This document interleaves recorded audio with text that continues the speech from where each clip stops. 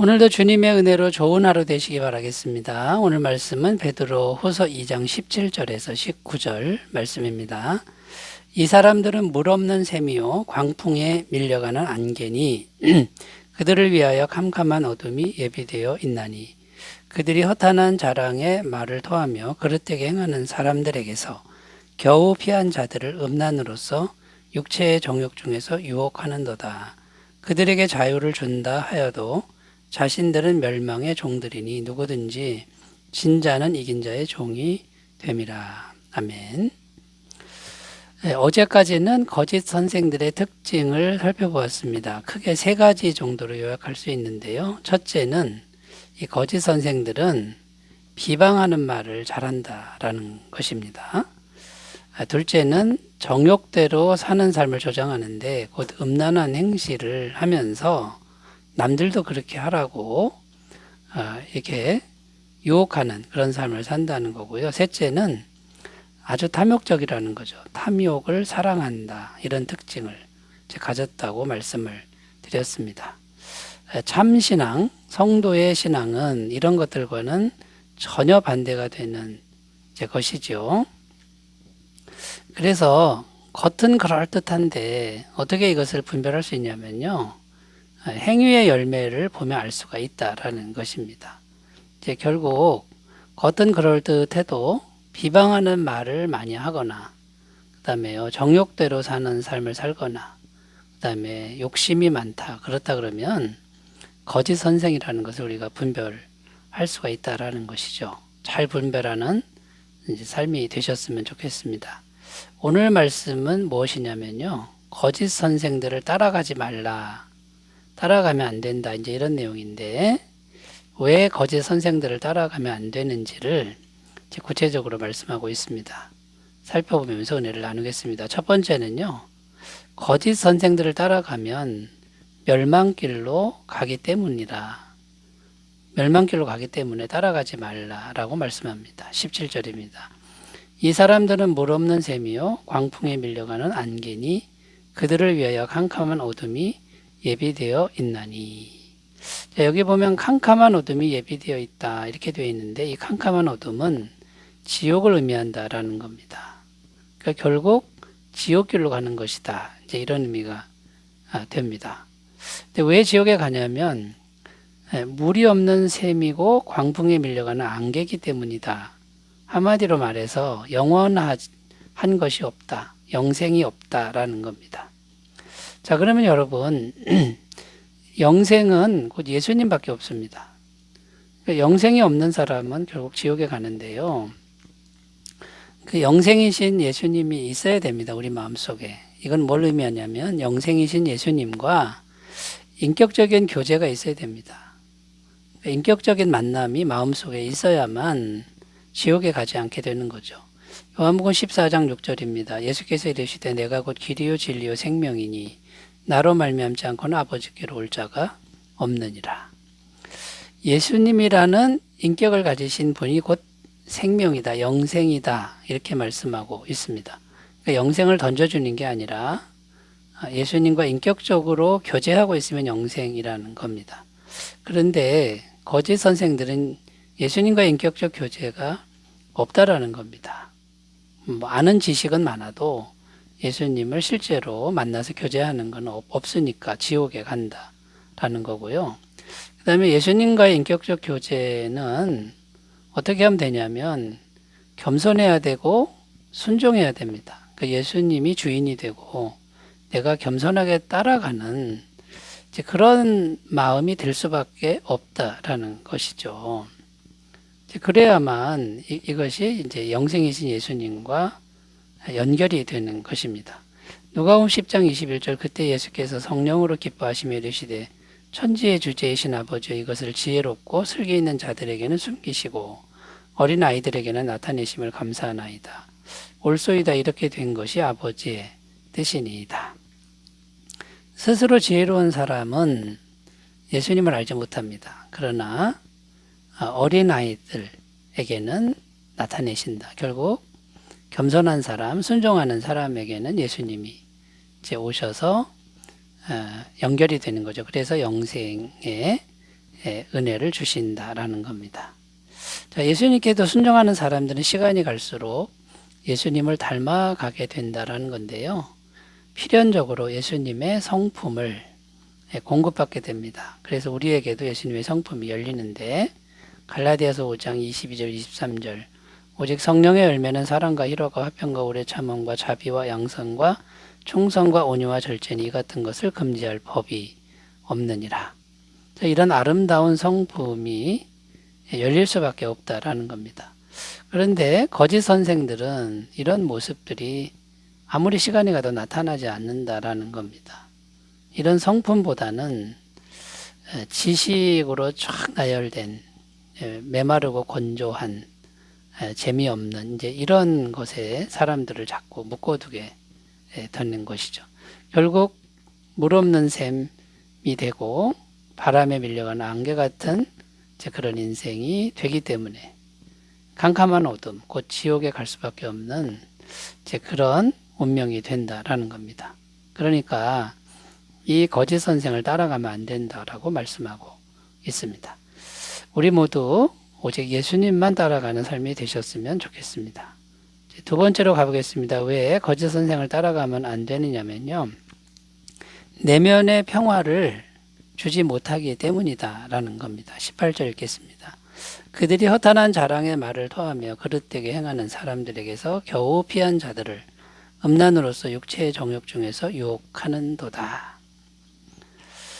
자, 여기 보면 육체의 정욕 중에서 유혹한다. 이제 이런 표현이 이제 나옵니다. 그러니까 겉은 화려한데 육체의 정욕, 곧 내면의 정욕을 다스리지 못하는 이제 그런 모습을 말씀하고 있습니다. 자, 육체의 정욕을 다스리지 못하는 사람들의 특징은 마음속에 참 평강이 없다라는 겁니다.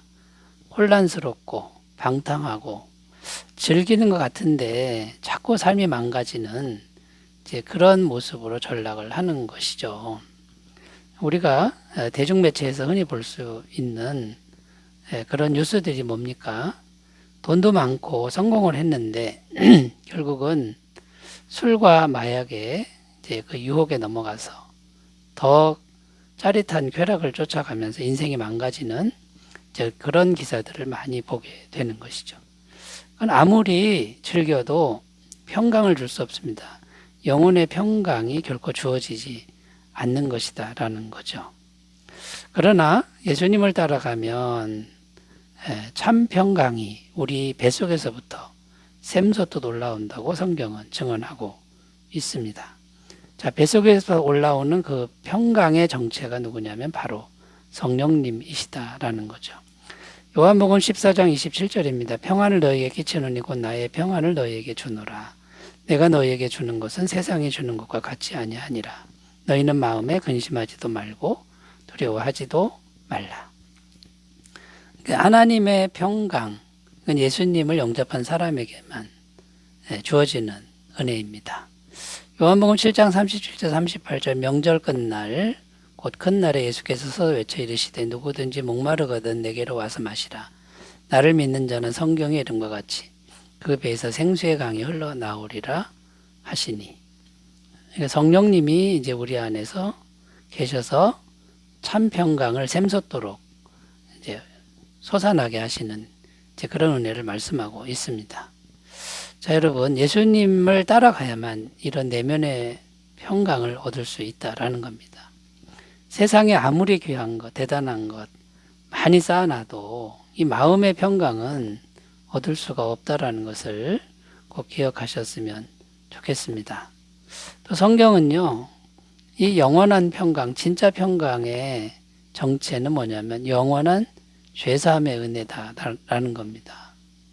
우리가 마음속에 항상 죄를 생각하는데 항상 죄를 씻어주시는 그 은혜를 믿음으로 받아들일 때 참 평강이 있다라는 겁니다. 로마서 8장 1절 2절 그러므로 이제 그리스도 예수 안에 있는 자에게는 결코 정죄함이 없나니 이는 그리스도 예수 안에 있는 생명의 성령의 법이 죄와 사망의 법에서 너를 해방하였습니다. 생명의 성령의 법은 예수님이 계속해서 이 죄를 깨끗하게 씻어주시는 은혜가 우리에게 있다. 얼마나 마음에 평강이 오고 쉼이 오겠습니까? 자, 평강이 없는 사람, 내면에 평강이 없는 사람의 특징은요, 겉을 자꾸만 화려하게 가꾼다, 이런 특징이 있습니다. 성경은 분명히 말합니다.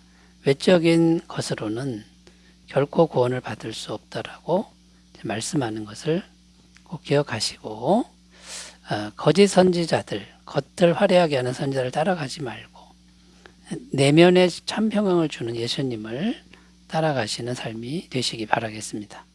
자, 세 번째로 하겠습니다. 왜 거짓 선생을 따라가면 안 되냐면요, 그들의 길은 이미 패배한 길이기 때문이다, 이렇게 말씀합니다. 19절입니다. 그들에게 자유를 준다 하여도 자신들은 멸망의 종들이니 누구든지 진 자는 이긴 자의 종이 됨이라. 자, 자기들이 멸망의 종들이면서 자유를 준다, 이렇게 이제 말을 한다는 거죠. 자기들은 이미 패배한 자들인데 어떻게 자유를 줄 수 있습니까? 줄 수 없다, 이제 이런 말씀이 되는 겁니다. 자, 이긴 자만이 자유를 줄 수 있는데, 이기신 분은 딱 한 분입니다. 오직 어린 양이신 예수님이 마귀를 이겼고 세상을 이기셨다. 어떻게 이기셨습니까? 십자가로 이기셨다라는 겁니다.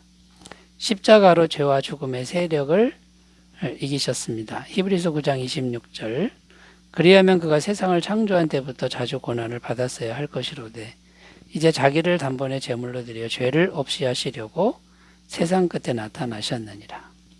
죄를 완전히 없앴다고 말씀하고 있고요.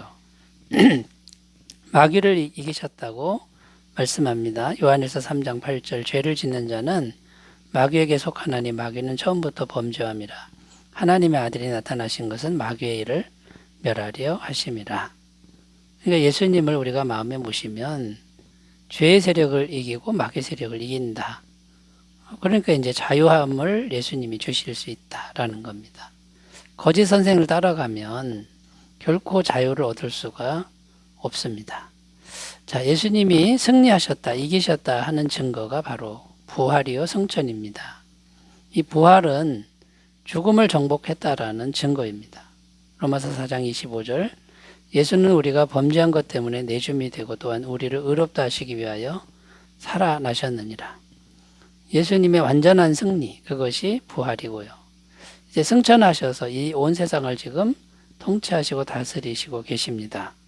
사도행전 7장 55절, 세대반이 성령 충만하여 하늘을 우러러 주목하여 하나님의 영광과 및 예수께서 하나님 우편에 서신 것을 보고, 지금 하나님 보좌 우편에 서 계셔서 온 세상을 통치하시고 다스리시는 승리자요, 그 다음에 우리의 왕이신 예수님이다라는 거죠. 그 예수님이 지금 영으로 우리 마음에 와 계십니다. 그분만이 영생과 참된 평강과 승리를 주신다는 거 굳게 믿고 오직 그분만을 따라가시는 삶이 되시기 바라겠습니다. 기도합니다. 하나님 아버지, 오직 예수님만 따라가는 귀한 삶으로 인도하소서. 예수님의 이름으로 기도드립니다. 아멘. 은혜 충만하시기 바라겠습니다. 감사합니다.